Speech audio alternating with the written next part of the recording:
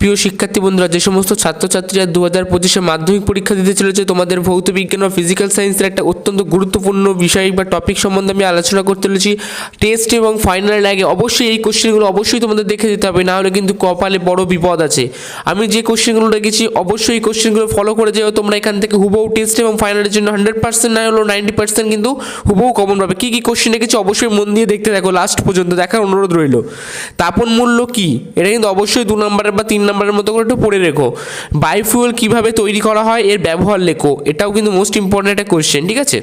Fire আইস বা আগুনের বরফ বলতে কী বোঝো, এটা কিন্তু অত্যন্ত গুরুত্বপূর্ণ কোশ্চেন। যেগুলো রেখেছি কিন্তু অত্যন্ত গুরুত্বপূর্ণ, মোস্ট ইম্পর্টেন্ট বলছে, সেগুলো কিন্তু অবশ্যই গুরুত্ব সহকারে পড়বে। স্থিতিশীল উন্নয়ন বলতে কী বোঝো, ঠিক আছে, এগুলো কিন্তু অবশ্যই গুরুত্ব সহকারে পড়বে। পাওয়ার অ্যালকোহল বা গ্যাস হোল বলতে কী বোঝো, ঠিক আছে।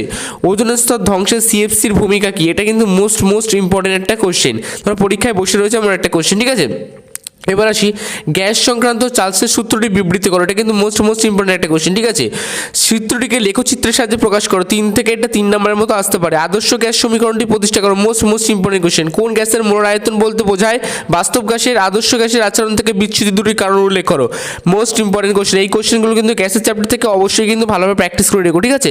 যেগুলো গুরুত্ব সহকারে বলছি কিন্তু অবশ্যই তোমাদেরকে গুরুত্ব সহ দিয়েই পড়তে হবে, ঠিক আছে। যারা চ্যানেল নতুন আছে চ্যানেলটিকে সাবস্ক্রাইব করে অবশ্যই পাশে থেকো এমন ইনফরমেশনমূলক ভিডিও পাওয়ার জন্য, ঠিক আছে।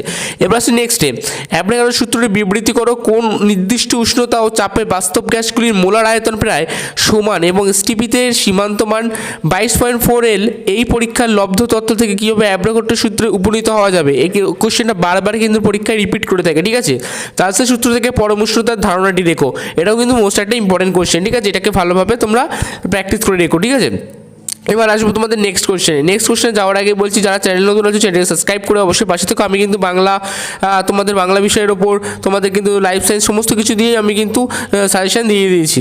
তাপ পরিবাহিতা কাকে বলে, এর একক কী। তাপ পরিবহন ও তড়িৎ পরিবহনের মধ্যে দুটি করে সদৃশ্য ও বৈসাদৃশ্যের উল্লেখ করো, ঠিক আছে। এটা মোস্ট ইম্পর্টেন্ট কোশ্চেন। তরলের আপাত প্রকৃত প্রসারণ গুণাঙ্কের সংজ্ঞা গাণিতিক রূপ লেখো। গ্যাসের আয়তন প্রসারণ গুণাঙ্কের সংজ্ঞা ও গাণিতিক রূপটি বর্ণনা করো। তরলের প্রসারণ গুণাঙ্ক দুটির মধ্যে সম্পর্ক লেখো, ঠিক আছে।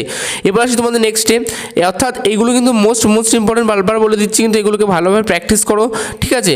এবার তাপন মূল্য কী, বায়োফুয়েল কীভাবে তৈরি করা হয় এর ব্যবহার কী, ঠিক আছে।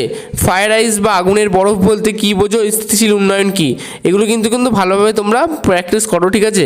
তোমাদের সুবিধার্থেই বলে দিলাম, ঠিক আছে। এগুলোকে ভালোভাবে প্র্যাকটিস করে যেও। এবার আসবো তোমাদের নেক্সটে যেগুলো তোমাদেরকে অবশ্যই করতে হবে, অর্থাৎ শরীরটা খারাপ, সৌরশক্তির প্রধান ব্যবহারগুলি লেখো। বর্জ্য থেকে কীভাবে বিদ্যুৎ উৎপাদন সম্ভব, এটা কিন্তু মোস্ট ইম্পর্টেন্ট। পাওয়ার অ্যালকোহল গ্যাস হোল বলতে কী বোঝো, ওজোন স্তর ধ্বংসে সিএফসির ভূমিকা কী, ঠিক আছে। এগুলোকে গুরুত্ব সহকারে বারবার বলছি, পড়ে রেখো, তোমাদের সুবিধার জন্য এই কোশ্চেনগুলো দেওয়া, ঠিক আছে। এবার আসি তোমাদের নেক্সটে যেটা আমি রেখেছি সেটা কিন্তু প্রমাণ করতে হবে কিছু, ঠিক আছে। এবার তোমাদের আসি নেক্সটে তোমাদের যেটা বলতে হবে, প্রমাণ করো দর্পণের বক্রতা ব্যাসার্ধ ফোকাসের দ্বিগুণ, ঠিক আছে। আর = 2f, ঠিক আছে।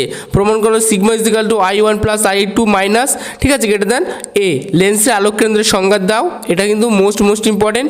আলোর বিচ্ছরণ কী, হাইপারমেট্রোপিয়া কী প্রতিরোধের উপায় কী, ঠিক আছে। রৈখিক বিবর্তন কাকে বলে।